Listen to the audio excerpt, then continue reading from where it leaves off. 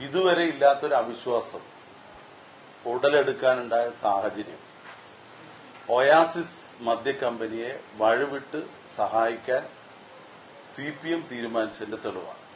പഞ്ചായത്ത് ഭരണത്തെ മദ്യ കമ്പനിക്ക് വേണ്ടി അട്ടിമറിക്കാനുള്ള CPMന്റെ തീരുമാനത്തെ ശക്തമായിട്ട് കോൺഗ്രസ് എതിർത്തു. അപ്പൊ മദ്യ കമ്പനി എലപ്പുള്ളിയിലെ CPMന്റെ മെമ്പർമാരെ സ്വാധീനിച്ചിരിക്കുകയാണ്. 24 ഏക്കർ സ്ഥലത്തിന് നികുതി അടച്ചിട്ടുണ്ട്. അപ്പൊ അനധികൃതമായി റവന്യൂ വകുപ്പ് ഈ ഒയാസിസ് കമ്പനിക്ക് കൂട്ടുനിന്നിട്ടുണ്ട് എന്നുള്ളത് വളരെ വ്യക്തമായിരിക്കുക. മറ്റാളുകൾക്കും 15 ഏക്കറിൽ കൂടുതൽ സ്ഥലം കൈവശം വയ്ക്കാനുള്ള അധികാരം ഉണ്ടോ? ഏതർത്ഥത്തിലാണ് ഇവർക്ക് ഈ കമ്പനിയുടെ അപേക്ഷ പരിഗണിച്ചത്? ഇപ്പോ ഈ നിലവും പുരയിടും ചേർത്ത് 26 ഏക്കർ സ്ഥലം, അതിൽ 15 ഏക്കർ കഴിഞ്ഞ് ബാക്കിയുള്ള 9 ഏക്കർ നിയമപരമായിട്ട് കണ്ടുകെട്ടാൻ സർക്കാർ തയ്യാറുണ്ടോ? ഈ തരം മാറ്റാൻ 6 ഏക്കർ സ്ഥലം ഉള്ളിടത്ത് തരം മാറ്റാൻ 4 ഏക്കറയാണ് ലഭിച്ചതെന്നുള്ളത് വിശദമായിട്ട് അന്വേഷിക്കണം. അപ്പൊ സർക്കാർ എന്തെങ്കിലും തീരുമാനിച്ചാൽ അതിന് ഏറാൻമൂളി നിന്നിട്ടില്ലെങ്കിൽ, അല്ലെങ്കിൽ മദ്യ കമ്പനിക്ക് പച്ച പരവതാനി വിരിച്ചില്ലെങ്കിൽ നിങ്ങളെ ഭരണത്തിൽ നിന്നും മാറ്റും എന്ന് പ്രഖ്യാപിച്ചുകൊണ്ടാണ് CPM എന്ത് ചെയ്യുന്നത്? അവിശ്വാസ പ്രമേയത്തിന് നോട്ടീസ് കൊടുത്തത്. പാലക്കാട് സ്ഥാപിക്കാൻ ഒരുങ്ങുന്ന ഒയാസിസ് മദ്യ കമ്പനിക്ക് വേണ്ടി സർക്കാർ വഴിവിട്ട് സഹായിക്കുകയായിരുന്നു എന്നുള്ളതിന്റെ ഏറ്റവും വലിയ തെളിവാണ് പുറത്തു വന്നിരിക്കുന്നത്. ഇവിടെ എലപ്പുള്ളി ഗ്രാമപഞ്ചായത്തിന്റെ സമ്മതം അറിയിച്ചിരുന്നു എന്ന് സർക്കാർ തെറ്റായ പ്രചരണം നടത്തിയ ഒരു ഭാഗത്ത്, രണ്ടാമത് ഏറ്റവും അടുത്ത് CPMന്റെ നേതൃത്വത്തിൽ പഞ്ചായത്ത് ഭരണസമിതിക്കെതിരായിട്ട് അവിശ്വാസ പ്രമേയം കൊണ്ടുവന്നിരിക്കുകയാണ്. നിങ്ങൾക്കറിയാം, 4 വർഷക്കാലമായി എലപ്പുള്ളി പഞ്ചായത്ത് കോൺഗ്രസ് ആണ് ഭരിക്കുന്നത്. ഇതുവരെ ഇല്ലാത്തൊരു അവിശ്വാസം ഉടലെടുക്കാനുണ്ടായ സാഹചര്യം ഒയാസിസ് മദ്യ കമ്പനിയെ വഴിവിട്ട് സഹായിക്കാൻ CPM തീരുമാനിച്ചതിന്റെ തെളിവാണ്. ഒന്നാമത്തെ കാര്യം. 2, ജനങ്ങളെ തെറ്റിദ്ധരിപ്പിച്ചു പഞ്ചായത്തിന്റെ സമ്മതം ഉണ്ടെന്ന് പറഞ്ഞു. പക്ഷെ പഞ്ചായത്ത് ഭരണസമിതി കൂടി ഭൂരിപക്ഷം അംഗങ്ങളും ഈ കമ്പനി എലപ്പുള്ളിയിൽ വേണ്ട, അതിന് അനുമതി നൽകരുത് എന്ന് സർക്കാരിനോട് ആവശ്യപ്പെട്ടു. ഈ യോഗത്തിൽ CPMന്റെ അംഗങ്ങൾ നിഷ്പക്ഷത പാലിച്ചു. അവര് പഞ്ചായത്തിന്റെ തീരുമാനത്തിനോടൊപ്പം നിന്നില്ലെന്ന് മാത്രമല്ല, ജനങ്ങളോടൊപ്പം നിന്നില്ല. കാരണം ജനങ്ങൾ ആവശ്യപ്പെടുന്നത് അവിടുത്തെ കുടിവെള്ള സ്രോതസ് ഇല്ലാതാക്കുന്ന ഈ മദ്യ കമ്പനി ഇവിടെ വേണ്ട എന്നാണ് എല്ലാ രാഷ്ട്രീയ പാർട്ടിയിലും പെട്ട സാധാരണക്കാരായ ജനങ്ങളുടെ മുഴുവൻ ആവശ്യം. അപ്പൊ ജനങ്ങളുടെ ആവശ്യത്തെ പാടെ നിരാകരിച്ച് പഞ്ചായത്തിന്റെ പ്രമേയത്തെ അനുകൂലിക്കാതെ നിന്ന CPM പിന്നെ ചെയ്തത് അവിശ്വാസ പ്രമേയത്തിന് നോട്ടീസ് കൊടുക്കുകയായിരുന്നു. അപ്പോ പാലക്കാട് ജില്ലയിലെ എലപ്പുള്ളി പഞ്ചായത്തില് അനധികൃതമായി ഈ കമ്പനിയെ കൊണ്ടുവരാൻ കമ്പനിക്ക് വേണ്ടി വിടുവേല ചെയ്യുന്ന പണിയാണ് ഇപ്പൊ CPM ഏറ്റെടുത്തിരിക്കുന്നത്. പഞ്ചായത്ത് ഭരണത്തെ മദ്യ കമ്പനിക്ക് വേണ്ടി അട്ടിമറിക്കാനുള്ള CPMന്റെ തീരുമാനത്തെ ശക്തമായിട്ട് കോൺഗ്രസ് എതിർത്തു. ഇപ്പോൾ 14-ാം തീയതി അവിശ്വാസ പ്രമേയം ചർച്ചയ്ക്കെടുക്കുകയാണ്. 9 അംഗങ്ങളാണ് നിലവിൽ കോൺഗ്രസിന്റെ അകത്തുള്ളത്. ഇവിടെ ഭൂരിപക്ഷം നഷ്ടപ്പെട്ട എലപ്പുള്ളി ഗ്രാമപഞ്ചായത്തിലെ CPM കഴിഞ്ഞ 4 വർഷക്കാലം പ്രതിപക്ഷത്തിരിക്കാമെങ്കിൽ എന്തുകൊണ്ടാണ് ഇനി വരുന്ന 10 മാസം പ്രതിപക്ഷത്തിരുന്നുകൂടാ? പിന്നെ എലപ്പുള്ളി ഗ്രാമപഞ്ചായത്തിനെ സംബന്ധിച്ചിടത്തോളം, ഭരണത്തെ സംബന്ധിച്ചിടത്തോളം ഒരാക്ഷേപമോ അഭിപ്രായ വ്യത്യാസമോ നാളിതുവരെ ഇല്ലാത്ത CPM എന്തുകൊണ്ടാണ് ഈ മദ്യ കമ്പനിക്ക് അനുമതി നൽകണ്ട എന്ന പ്രമേയം പാസാക്കിയ പഞ്ചായത്തിനെ താഴെ ഇറക്കാൻ ശ്രമിക്കുന്നത്? അപ്പൊ മദ്യ കമ്പനി എലപ്പുള്ളിയിലെ CPMന്റെ മെമ്പർമാരെ സ്വാധീനിച്ചിരിക്കുകയാണ്, അല്ലെങ്കിൽ CPMനെ സ്വാധീനിച്ചിരിക്കുകയാണ്. അപ്പൊ ഏത് വിധേനയും മദ്യ കമ്പനി ഇവിടെ കൊണ്ടുവരുമെന്നാണ്. അപ്പൊ അതിന് തടസ്സം നിൽക്കുന്ന, ജനാധിപത്യപരമായ രീതിയിൽ ഭരണം നടത്തുന്ന ഒരു പഞ്ചായത്തിനെ അട്ടിമറിക്കാൻ മദ്യ കമ്പനിക്ക് വേണ്ടി കൂട്ടുനിൽക്കുന്ന ഏറ്റവും മ്ലേച്ഛമായ ഒരവസ്ഥയിലേക്ക് CPM എത്തിയിരിക്കുകയാണ്. ഒന്നാമത്തെ കാര്യം അത്. രണ്ടാമത്തെ വിഷയം നേരത്തെ ഞാൻ സൂചിപ്പിച്ചു, 24 ഏക്കർ സ്ഥലമാണ് ഓയസിസ് കമ്പനിക്ക് വേണ്ടി നികുതി അടച്ചത്. അതില് 18 ഏക്കറോളം പുരയിടാണ്. പുരയിടം എന്ന് പറഞ്ഞാൽ നിങ്ങൾക്ക് അറിയാം, വീട് വെക്കാനോ അല്ലെങ്കിൽ കെട്ടിടം കെട്ടാനോ ഒക്കെ അനുമതിയുള്ള, ഇനി വ്യവസായ ആവശ്യത്തിന് വേണമെങ്കിൽ പരിഗണിക്കാവുന്ന സ്ഥലമാണ് പുരയിടം. അതും പ്രത്യേക പെർമിഷൻ വേണം. ആ 18 ഏക്കർ സ്ഥലം കൂടാതെ 6 ഏക്കർ സ്ഥലം നിലമാണ്. അതായത് നീർത്തട നെൽവയൽ നിയമത്തിന്റെ പരിധിക്കകത്ത് വരുന്ന കൃഷിഭൂമിയാണ് 6 ഏക്കർ സ്ഥലം. അങ്ങനെ 18 6 24 ഏക്കർ സ്ഥലത്തിന് ഒയാസിസ് കമ്പനി എങ്ങനെയാണ് നികുതി അടച്ചത്?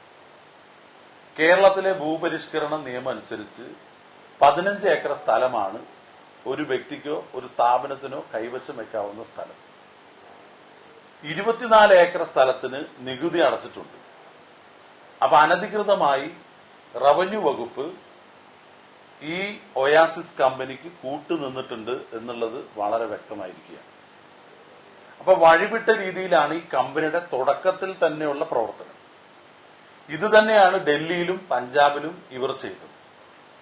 നിയമം കയ്യിലെടുത്തുകൊണ്ട് പരക്കെ അഴിമതി നടത്തിക്കൊണ്ട് പ്രകൃതിയെ പൂർണ്ണമായിട്ടും ചൂഷണം ചെയ്തുകൊണ്ട് കുടിവെള്ള സ്രോതസ്സുകളെ നശിപ്പിച്ചുകൊണ്ട് പഞ്ചാബിലും അതുപോലെ ഭരണ സംവിധാനത്തെ മുഴുവൻ അഴിമതിയിൽ മുക്കി മുഖ്യമന്ത്രിയെ വരെ ജയിലിലാക്കിയ കമ്പനിയാണ് ഒയാസിസ് എന്ന് എല്ലാവർക്കും അറിയാം. ഇവിടെയും അവര് നേരെ ചൊവ്വയുള്ള അപേക്ഷയല്ല കൊടുത്തത്. മാത്രമല്ല, ഇവര് ഭൂമി കൈക്കലാക്കിയത് നിയമവിരുദ്ധമായിട്ടാണ്. 18 ഏക്കർ സ്ഥലം അവരുടെ പുരയിടത്തിന് എങ്ങനെയാണ് നികുതി അടച്ചത്? ഒരു കമ്പനിയുടെ പേരിൽ പ്രത്യേകിച്ച് അനുമതിയില്ലാതെ, ഒരു ഡിപ്പാർട്ട്മെന്റിന്റെയും അംഗീകാരമില്ലാതെ 15 ഏക്കറിൽ കൂടുതൽ എങ്ങനെയാണ് കേരളത്തിൽ ഒരു സ്ഥാപനം ഭൂപരിഷ്കരണ നിയമം പതിറ്റാണ്ടുകൾക്ക് മുമ്പ് നടപ്പിലാക്കിയ ഈ സംസ്ഥാനത്ത് എങ്ങനെ ചെയ്യും? അപ്പൊ ഒരു വരവ് തന്നെ നിയമം ലംഘിച്ചുകൊണ്ടാണ്. ഈ 6 ഏക്കർ സ്ഥലം അതിനും നികുതി അടച്ചിട്ടുണ്ട്. ഈ 6 ഏക്കർ സ്ഥലമാണ് അവര് തരം മാറ്റണം എന്ന് ആവശ്യപ്പെട്ടത്. അതിൽ 4 ഏക്കറയാണ് റിജക്ട് ചെയ്തു എന്ന് പറയും. 2 ഏക്കർ ഇപ്പോഴും അദൃശ്യ സ്ഥാനത്താണ് ഇരിക്കുന്നത്. പക്ഷെ രേഖയിൽ നിങ്ങൾക്ക് വില്ലേജിൽ, എലപ്പുള്ളി വില്ലേജിൽ പരിശോധിച്ചാൽ അറിയാം, 18ഉം 6ഉം 24 ഏക്കറ ഇവര് കൈക്കലാക്കിയിട്ടുണ്ട്. ഈ 24 ഏക്കറയ്ക്ക് വേണ്ടിയാണ് എക്സൈസ് വകുപ്പ് മന്ത്രി പരസ്യമായിട്ട് വാദിച്ചത്. അവരുടെ കയ്യിൽ 26 ഏക്കർ സ്ഥലമുണ്ട്. അതിൽ 5 ഏക്കർ സ്ഥലം മഴവെള്ള സംഭരണിക്കായിട്ട് വിനിയോഗിക്കും. അങ്ങനെ ശേഖരിക്കുന്ന ജലമാണ് അവിടെ കമ്പനി ഉപയോഗിക്കുക എന്നൊക്കെ വാദമുഖങ്ങൾ ഉയർത്തിയിരുന്നു. എന്നാൽ എക്സൈസ് വകുപ്പ് മന്ത്രിയോട് ചോദിക്കുകയാണ്, ഈ 6 ഏക്കർ സ്ഥലത്ത് എങ്ങനെയാണ് മഴവെള്ള സംഭരണി സ്ഥാപിക്കുക? അവിടെ കുളം കുഴിക്കാനോ കിണർ കുഴിക്കാനോ അല്ലെങ്കിൽ ജലാശയം നിർമ്മിക്കാനുള്ള ഒരു നിയമം ഇന്ന് കേരളത്തിലില്ല. ഈ 6 ഏക്കർ തരം മാറ്റാൻ കൊടുത്തപ്പോഴാണ്, അതിൽ 4 ഏക്കറയ്ക്കാണ് അപേക്ഷ കൊടുത്തെന്ന് പറയുന്നു. ഈ 6 ഏക്കറയ്ക്കും ഒരു കാരണവശാലും തരം മാറ്റി കൊടുക്കാൻ നിർവാഹം നിയമം അനുവദിക്കുന്നില്ല. ബാക്കിയുള്ള 18 ഏക്കർ സ്ഥലം എങ്ങനെ കമ്പനി കൈവശപ്പെടുത്തും? അങ്ങനെയാണെങ്കിൽ 15 ഏക്കർ ഭൂപരിഷ്കരണ നിയമം മാറ്റാൻ മന്ത്രിസഭ തീരുമാനിച്ചിട്ടുണ്ടോ? മറ്റാളുകൾക്കും 15 ഏക്കറിൽ കൂടുതൽ സ്ഥലം കൈവശം വയ്ക്കാനുള്ള അധികാരം ഉണ്ടോ?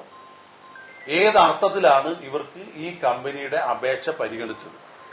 അപ്പൊ അപേക്ഷ പരിഗണിച്ചത് തന്നെ നിയമവിരുദ്ധമായിട്ടാണ്. കമ്പനി ഇവിടെ നികുതി അടച്ചത് കേരളത്തിലെ നിയമത്തിന് വിരുദ്ധമായിട്ടാണ്. ഈ നിയമം അനുസരിച്ച് കമ്പനി പ്രവർത്തിക്കുമെന്ന് മുഖ്യമന്ത്രിയും എക്സൈസ് വകുപ്പ് മന്ത്രിയും പൊതുജന സമക്ഷം വാദിക്കുകയാണ്, ഉറപ്പ് നൽകുകയാണ്. നിയമലംഘനം ഇവര് നടത്തില്ലെന്ന്. ഇപ്പൊ നടത്തിയ നിയമലംഘനത്തിനെതിരെ നടപടിയെടുക്കാൻ തയ്യാറുണ്ടോ? 26 ഏക്കർ സ്ഥലത്തെ 15 ഏക്കർ കഴിഞ്ഞ് ബാക്കിയുള്ള സ്ഥലമുണ്ട്. 18 ഏക്കർ 18 6 24 ഏക്കർ സ്ഥലമുണ്ട്. ഇപ്പോ ഈ നിലവും പുരയിടും ചേർത്ത് 26 ഏക്കർ സ്ഥലമുണ്ട്. അതിൽ 15 ഏക്കർ കഴിഞ്ഞ് ബാക്കിയുള്ള 9 ഏക്കർ നിയമപരമായിട്ട് കണ്ടുകെട്ടാൻ സർക്കാർ തയ്യാറുണ്ടോ? കാരണം നിയമവിരുദ്ധമായി കയ്യിൽ വെച്ച സ്ഥലം ഭൂപരിഷ്കരണ നിയമപ്രകാരം സർക്കാരിന് കണ്ടുകെട്ടാനുള്ള അധികാരമുണ്ട്. അപ്പൊ ഈ 15 ഏക്കർ കമ്പനി സ്വന്തമാക്കിയതായിരിക്കാം. അത് കഴിഞ്ഞിട്ടുള്ള ബാക്കി സ്ഥലം നിയമപരമായി കണ്ടുകെട്ടാൻ സർക്കാർ തയ്യാറുണ്ടോ? അത് കഴിഞ്ഞിട്ടല്ലേ നിയമപരമായിട്ട് ഇവർ പ്രവർത്തിക്കൂല്ലെന്ന് അറിയേണ്ടത്. ഇവര് ഭൂമി എടുക്കുന്നതിലും അതിന് കൃത്രിമം വേറെ ഉണ്ട്. ഏകദേശം 1 ഏക്കർ സ്ഥലം രേഖയില്ലാതെ മറ്റ് ആളുകളുടെ പേരിലുള്ള സ്ഥലം വ്യാജമായിട്ട് കമ്പനി തട്ടിയെടുത്തു എന്നുള്ള പരാതി പോലീസ് സ്റ്റേഷനിൽ വേറെ രജിസ്റ്റർ ചെയ്തിട്ടുണ്ട്. 3 സ്ത്രീകൾ ഉൾപ്പെടെയുള്ള ഒരു കുടുംബം അവരുടെ 1 ഏക്കർ സ്ഥലം, 1 ഏക്കറിലധികം സ്ഥലം കാണാനില്ല. അത് ഈ കമ്പനി വ്യാജരേഖ ഉപയോഗിച്ച് തട്ടിയെടുത്തു എന്നുള്ള ആക്ഷേപം പരാതിയുണ്ട്. ആ അന്വേഷണം എവിടം വരെയായി എന്ന് കേരളത്തിലെ ആഭ്യന്തര വകുപ്പിന്റെ ചുമതലയുള്ള മുഖ്യമന്ത്രി വെളിപ്പെടുത്തണം. ഈ തരം മാറ്റാൻ 6 ഏക്കർ സ്ഥലം ഉള്ളിടത്ത് തരം മാറ്റാൻ 4 ഏക്കറയാണ് ലഭിച്ചതെന്നുള്ളത് വിശദമായിട്ട് അന്വേഷിക്കണം. ഈ 24 ഏക്കർ സ്ഥലം എങ്ങനെ കരമടച്ചു കൊടുത്തു ഒരു കമ്പനിയുടെ പേരിൽ എന്നുള്ളത് റവന്യൂ വകുപ്പ് വ്യക്തമാക്കണം. അപ്പോ ആകെ മൊത്തം നോക്കുമ്പോൾ നിയമവിരുദ്ധമായ പ്രവർത്തനങ്ങളാണ് തുടക്കത്തില്. ഈ നിയമവിരുദ്ധ പ്രവർത്തനത്തിന് ചോദ്യം ചെയ്ത പഞ്ചായത്തിനെ നിയമവിരുദ്ധമായി, ജനാധിപത്യ വിരുദ്ധമായി അട്ടിമറിക്കാൻ CPM ശ്രമിക്കുകയാണ്. അപ്പൊ സർക്കാർ എന്തെങ്കിലും തീരുമാനിച്ചാൽ അതിന് ഏറാം മൂളി നിന്നിട്ടില്ലെങ്കിൽ, അല്ലെങ്കിൽ മദ്യ കമ്പനിക്ക് പച്ച പരവതാനി വിരിച്ചില്ലെങ്കിൽ നിങ്ങളെ ഭരണത്തിൽ നിന്നും മാറ്റും എന്ന് പ്രഖ്യാപിച്ചുകൊണ്ടാണ് CPM എന്ത് ചെയ്യുന്നത്? അവിശ്വാസ പ്രമേയത്തിന് നോട്ടീസ് കൊടുത്ത്. ഇനി ഈ അവിശ്വാസ പ്രമേയത്തിന് നോട്ടീസ് കൊടുത്ത് അത് വിജയിപ്പിക്കാൻ ആവശ്യമായ ഭൂരിപക്ഷം CPM-നുണ്ടോ? അപ്പൊ ഒരു കുതിര കച്ചവടത്തിന് CPM മുതിരാനുള്ള സാഹചര്യം ഇവിടെ ഉണ്ടായിരിക്കുകയാണ്.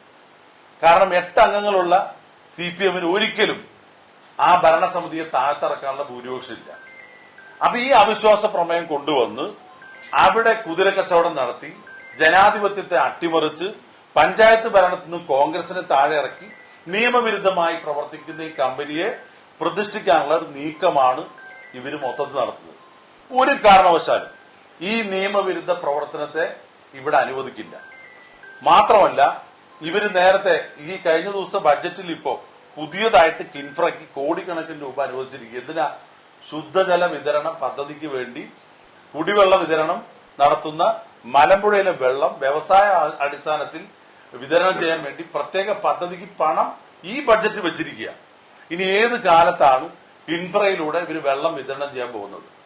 104 ഏക്കർ സ്വന്തമായിട്ട് ഭൂമിയുള്ള മലബാർ ഡിസ്റ്റിലറീസിൽ ഒരു മഴവെള്ള സംഭരിക്കും ഇവിടെ ഫണ്ട് വെച്ചിട്ടില്ല.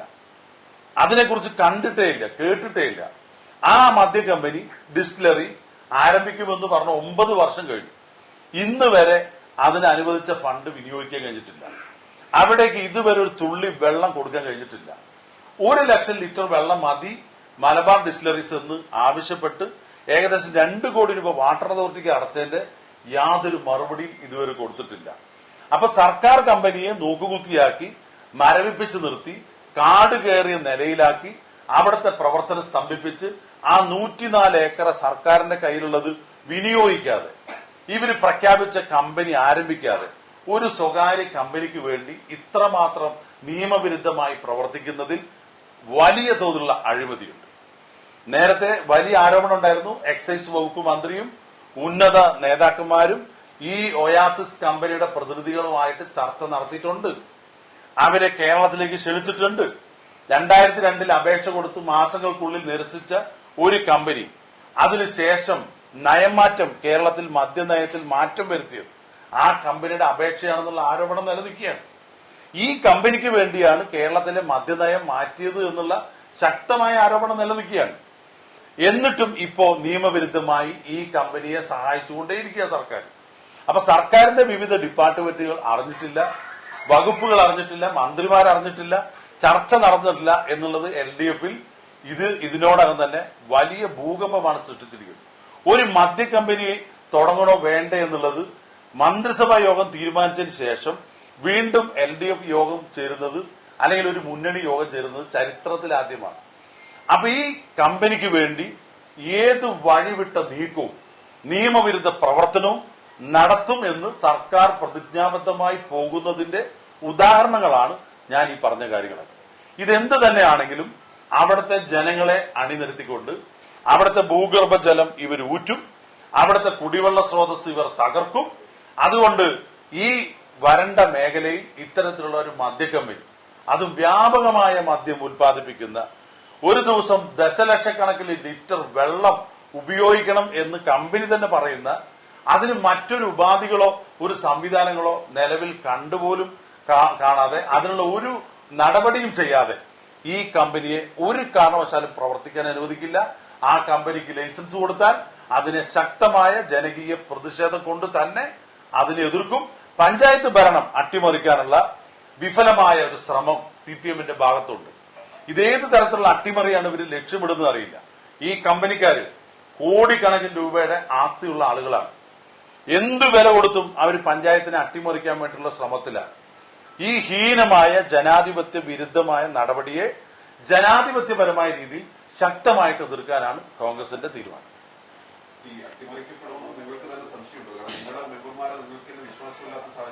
ഞങ്ങളുടെ മെമ്പർമാര് മാത്രമല്ല, ആ പഞ്ചായത്തില് 22 അംഗങ്ങളുണ്ട്.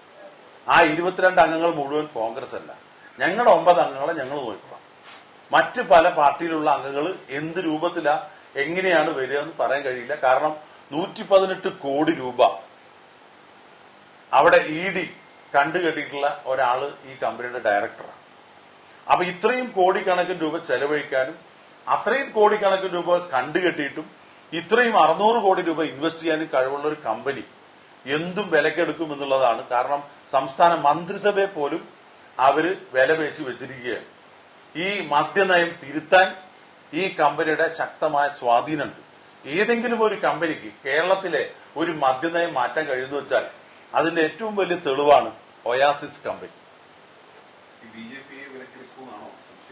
അങ്ങനെ എനിക്ക് പറയാൻ കഴിയില്ല. അവരേത് ഹീന ശ്രമവും അവർ നടത്തും. അത് പൊതുസമൂഹത്തെ അറിയിക്കേണ്ട ഉത്തരവാദിത്വം എനിക്കുണ്ട്.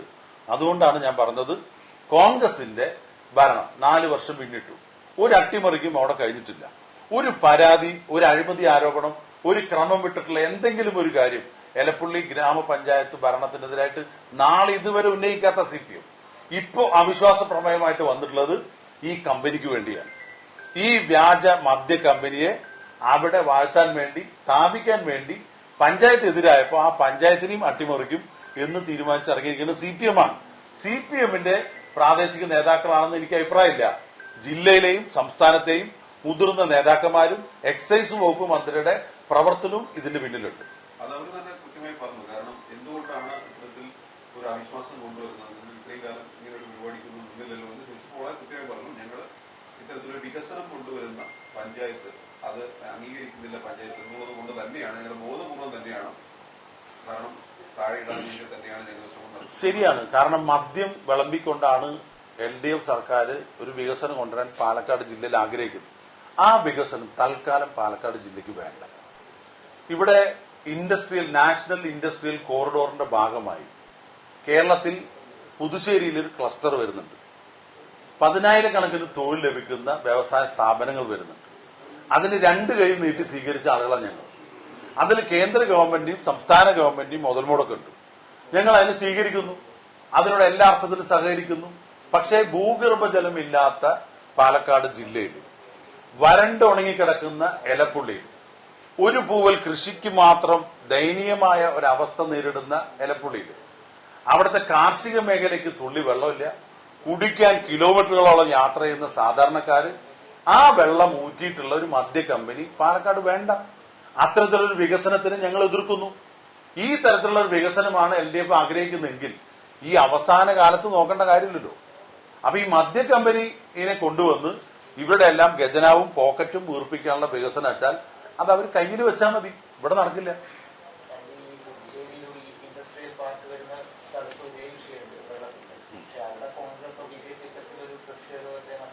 നിങ്ങൾക്ക് എന്തറിയാം, ഈ പുതുശ്ശേരിയില് പുതിയ വ്യവസായങ്ങൾ വരുന്നത് ഏത് ടൈപ്പ് വ്യവസായമാണെന്ന് നിങ്ങൾക്ക് അറിയോ? നാഷണൽ ഇൻഡസ്ട്രിയൽ കോറിഡോറിന്റെ ഭാഗമായിട്ട് വരുന്ന വ്യവസായങ്ങൾക്ക് തീരെ ജലം ആവശ്യമില്ലാത്തതാണ്.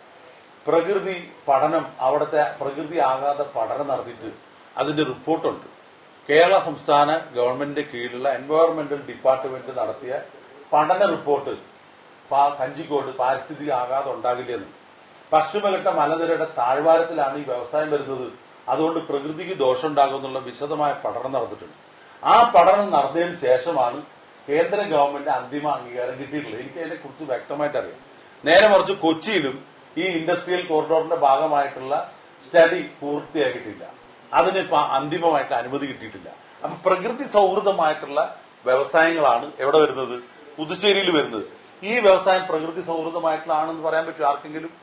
എന്തൊക്കെയാ ഉണ്ടാക്കുന്നത്? എത്തനോൾ ഉണ്ടാക്കുന്നു, സ്പിരിറ്റ് ഉണ്ടാക്കുന്നു, ബ്രാൻഡി ഉണ്ടാക്കുന്നു, വൈൻ ഉണ്ടാക്കുന്നു, ബീർ ഉണ്ടാക്കുന്നു.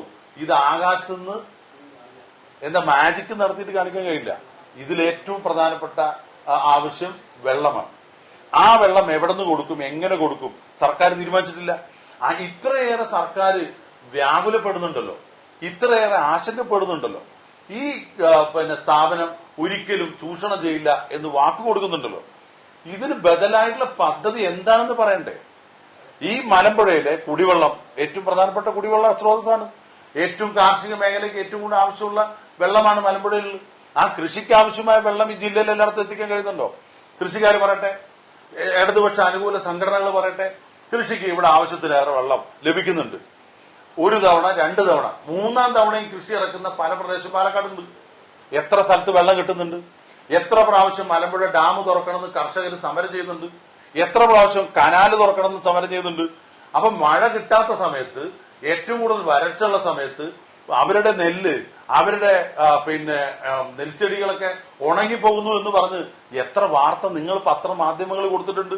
യാഥാർത്ഥ്യം ഇതായിരിക്കെ കൃഷിക്കും കുടിവെള്ളത്തിനും വെള്ളമില്ലാത്തൊരു സാഹചര്യത്തിൽ മലമ്പുഴയിലെ വെള്ളം എങ്ങനെ കൊടുക്കും? എങ്ങനെ മലമ്പുഴ വെള്ളം കൊടുക്കും? വ്യവസായ അടിസ്ഥാനത്തിൽ 10 MLT വെള്ളം കൊടുക്കാൻ 2004 തീരുമാനമാണ്. ആ തീരുമാനം നടപ്പിലാക്കി കഴിഞ്ഞിട്ടില്ല. കിൻഫ്രയ്ക്ക് നിങ്ങൾ അന്വേഷിക്കുക. കിൻഫ്രയിലെ വ്യവസായ സ്ഥാപനങ്ങൾക്ക് വളരെ തുച്ഛമായ വെള്ളമാണ് ആവശ്യമുള്ളൂ. അത് കൊടുക്കാൻ ഗവൺമെന്റ് ഇതുവരെ കഴിഞ്ഞിട്ടില്ല. എന്തിനേറെ പറയുന്നു, മലബാർ ഡിസ്റ്റിലറീസ് ആരുടെയാ? പ്രൈവറ്റ് അല്ലല്ലോ. ഈ പഞ്ചായത്ത് തന്നെയല്ലേ. മലബാർ ഡിസ്റ്റിലറീസിന് എത്ര ഏക്കർ സ്ഥലമുണ്ട്? 104 ഏക്കർ സ്ഥലം സർക്കാരിന്റെ സ്വന്തമായിട്ടുണ്ട്. അവിടെ ഒരു 25, തൊട്ടടുത്ത് പുഴയാണ് കോരയാർ പുഴ. ഒരു 25 ഏക്കർ അവിടെ ഇതുപോലെ മഴവെള്ള സംഭരണി സ്ഥാപിച്ചുകൊണ്ട് സർക്കാരിന്.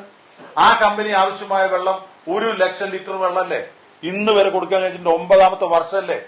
2 കോടി രൂപ അടച്ച് കാത്തിരിക്കുകയാണ്. നിങ്ങളൊന്ന് ആലോചിക്കണം. വിചിത്രമായിട്ട് സർക്കാരിന്റെ ഡിപ്പാർട്ട്മെന്റ് മറ്റൊരു ഡിപ്പാർട്ട്മെന്റിന് 1 ലക്ഷം ലിറ്റർ വെള്ളം ചോദിച്ച് മദ്യം ബോട്ട്ലിംഗ് പ്ലാന്റിനാണ്. അത് മദ്യം ഉൽപ്പാദിക്കും ബോട്ട്ലിംഗ് പ്ലാന്റ് ആണ്. ആ പ്ലാന്റിന് 1 ലക്ഷം ലിറ്റർ വെള്ളം ആവശ്യമുള്ളൂ. അതിന്റെ അഡ്വാൻസ് ഇതാ എന്ന് പറഞ്ഞു 1,87,00,000 രൂപ അടച്ചിട്ട് എത്ര 3ാമത്തെ വർഷമായി 1 ലിറ്റർ വെള്ളം കൊടുക്കാൻ കഴിഞ്ഞിട്ടില്ല. എന്താണ് ഇത്ര തിടുക്കം ഒയാസിസ് കമ്പനിക്ക് വെള്ളം കൊടുക്കാൻ? എന്താണ് ഇത്ര വ്യഗ്രത ഈ കമ്പനി സ്ഥാപിക്കാൻ? സ്വന്തം കമ്പനി ഉണ്ടല്ലോ. ആ കമ്പനി എന്തുകൊണ്ടാണ് കാട് മൂടി കിടക്കുന്നത്? ഇന്ന് വരെ ഒരു അക്ഷരം മിണ്ടിയിട്ടില്ലല്ലോ. അവിടേക്ക് കുടിവെള്ളത്തിന് വേണ്ടി കൊണ്ടുവന്നിട്ട പൈപ്പ് അവിടെ ദ്രവിച്ചു കിടക്കുകയല്ലേ. ഒരാളൊന്നും പറഞ്ഞിട്ടില്ലല്ലോ. അപ്പൊ ഇതാണ് ന്യായീകരണത്തിന് ഒരു പരിധിയുണ്ട്. ജനങ്ങൾ വിശ്വസിക്കണം. ഇത് അങ്ങേത്തലയിൽ ആലപ്പുഴയിലോ തിരുവനന്തപുരത്തോ കൊല്ലത്തോ ഒന്നുമല്ല. ഇതേ പഞ്ചായത്തിൽ 3 കിലോമീറ്റർ അപ്പുറത്താണ് മലബാർ ഡിസ്റ്റിലറീസ്. ചിക്കോപ്സ് എന്ന് പറയുന്ന ചിറ്റൂർ ഷുഗേഴ്സ് പൂട്ടിക്കിടക്കുകയാണ്. 96 ചാരായ നിരോധനം കഴിഞ്ഞപ്പോ 2000 പൂട്ടി. എത്ര വർഷം? 24-25 വർഷം, കാൽ നൂറ്റാണ്ട് കഴിഞ്ഞു. ഈ ഗവൺമെന്റ് വന്ന് 1ാമത്തെ വർഷം തീരുമാനിച്ചു മലബാർ ബ്രാൻഡി, ഞങ്ങൾ പുതിയ ഒരു ബ്രാൻഡ് ഇറക്കാൻ പോവുകയാണ്. ഇതേ എക്സൈസ് വകുപ്പ് മന്ത്രി 2 കൊല്ലം മുമ്പ് പത്രസമ്മേളനം നടത്തി പറഞ്ഞല്ലോ, നിങ്ങൾക്ക് ഇതാ നവവത്സര സമ്മാനം തരുന്നു, കേരളത്തിൽ ഒരു പുതിയ ബ്രാൻഡ് ഇറക്കാൻ പോവുക. അപ്പൊ എല്ലാവരും ആകാംക്ഷയോടുന്നു നോക്കുമ്പോ മലബാർ ബ്രാൻഡി എന്നുള്ള ഒരു പുതിയ ബ്രാൻഡ് ഞങ്ങൾ ഇറക്കാം. അത് എവിടെ വെച്ചപ്പോ പാലക്കാട് ചിറ്റൂർ ഷുഗേഴ്സിൽ മലബാർ ഡിസ്റ്റിലറീസിലാണ് എന്ന് മന്ത്രി പറഞ്ഞില്ലേ? നിശ്ചയിച്ചിട്ടുണ്ടോ? ഇതുവരെ അവിടേക്ക് ഒരു തുള്ളി വെള്ളം കൊടുക്കാതെ ഒയാസിസ് കമ്പനിക്ക് ദിവസം 1 ദശലക്ഷം ലിറ്റർ വെള്ളം കൊടുക്കാൻ ധാരണയുണ്ടെന്ന് പറഞ്ഞാൽ ഇത് ആര് വിശ്വസിക്കാനാ? ഇവര് ഇപ്പൊ തന്നെ സ്ഥലത്തിന്റെ കാര്യം, ഒരു പാവപ്പെട്ട കുടുംബം വരിക, ഞങ്ങളുടെ സ്ഥലം കാണാനില്ല, ഞങ്ങളുടെ സ്ഥലം വ്യാജരേഖ ഉപയോഗിച്ച് കമ്പനി അടിച്ചെടുത്തു, അതൊരു പരാതി പോലീസ് സ്റ്റേഷൻ ഇന്ന് വരെ അന്വേഷിച്ചിട്ടില്ല. ഇവര് കൊടുത്ത് 6 ഏക്കർ അവരുടെ നിലമാണ്. 4 ഏക്കറൊക്കെ അപേക്ഷ കൊടുത്ത് 2 ഏക്കർ കാണാനില്ല. ഈ 4 ഏക്കറാണ് 2ാമത്തെ പ്രാവശ്യം റിജക്ട് ചെയ്തിരിക്കുന്നത്. അപ്പൊ 24 ഏക്കർ സ്ഥലത്തിന് എങ്ങനെ നികുതി അടയ്ക്കും? നിങ്ങൾക്ക് ആർക്കെങ്കിലും കഴിയോ? നിങ്ങളുടെ പത്രസ്ഥാപനത്തിന്റെ മാധ്യമ സ്ഥാപനത്തിന്റെ ഒരു കമ്പനിക്ക് കഴിയോ ഇവിടെ കേരളത്തിൽ 15 ഏക്കർ സ്ഥലം എടുക്കാൻ? പ്രത്യേക അനുമതി ഇല്ലാതെ പറ്റുമോ? ഇൻഡസ്ട്രിയൽ സോൺ അല്ലാതെ പറ്റുമോ? ഏതെങ്കിലും സ്കൂളുകൾക്കോ ട്രസ്റ്റുകൾക്കോ കോളേജുകൾക്കോ കൊടുക്കുന്ന പോലെ ഒയാസിസ് കമ്പനിക്ക് കൊടുത്തിട്ടുണ്ടോ? അങ്ങനെ ഉണ്ടെങ്കിൽ അത് വെളിപ്പെടുത്തണം. അപ്പൊ 15 ഏക്കർ കഴിഞ്ഞ് ബാക്കിയുള്ള 9 ഏക്കർ എത്രയും പെട്ടെന്ന് കണ്ടുകെട്ടണം, അല്ലെങ്കിൽ നിയമപരമായ നടപടി കോൺഗ്രസ് ആലോചിക്കും.